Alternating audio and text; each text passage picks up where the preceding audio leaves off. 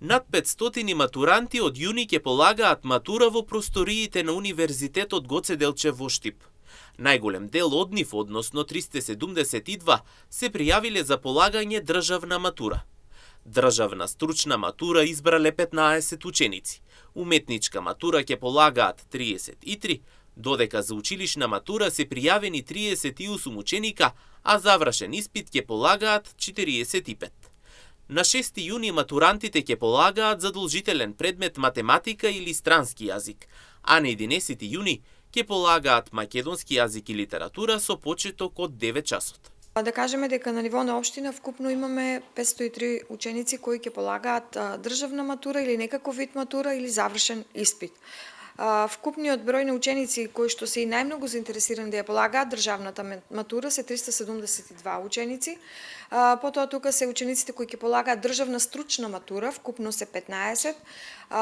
Учениците од уметничкото училиште, односно од државниот музички училишен центар ќе полагаат државна уметничка матура и вкупниот нивни број изнесува 33 ученици.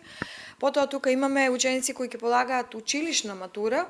Бројот на ученици кои ќе полагаат училишна матура на ниво на општина е 38 и на крајот остануваат учениците кои полагаат завршен испит, односно оние кои имаат образование со 2 и 3 годишно траење и нивниот број е 45 ученици. На 11 јуни ќе се полага задолжителниот дел од државната матура, тоа е македонски јазик и литература, со почеток во 9 часот, а додека на 6 јуни се полага вториот дел од матурата, односно задолжителниот изборен предмет, тоа е математика или некој од странските јазици, односно англиски, германски, италијански, француски или руски јазик.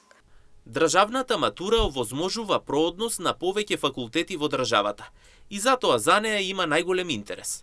Државната стручна и уметничка матура ги насочуваат учениците кон факултетите поврзани со нивното средно образование, додека училишната матура има само сертификативна улога, односно учениците добиваат потврда за завршено образование. Интересот за државната матура е навистина голем, меѓутоа предноста е тоа што таа матура кога се положи, учениците имаат проодност на повеќе факултети во нашата држава, додека кога се полага државна стручна матура се насочуваат на оние факултети кои што се соодветни на нивното средно стручно образование кои го имаат завршено, а исто така се однесува тоа и на државната уметничка матура, која што значи можност на учениците да го продолжат школувањето на факултетите од областа на уметноста.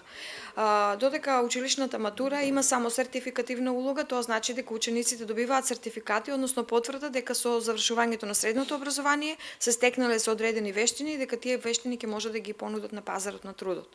Инаку полагањето и годинава ќе се одвива во просториите на Универзитетот Гоце Делчев во Штип, бидејќи тие обезбедуваат најоптимални просторни услови за спроведување на испитите.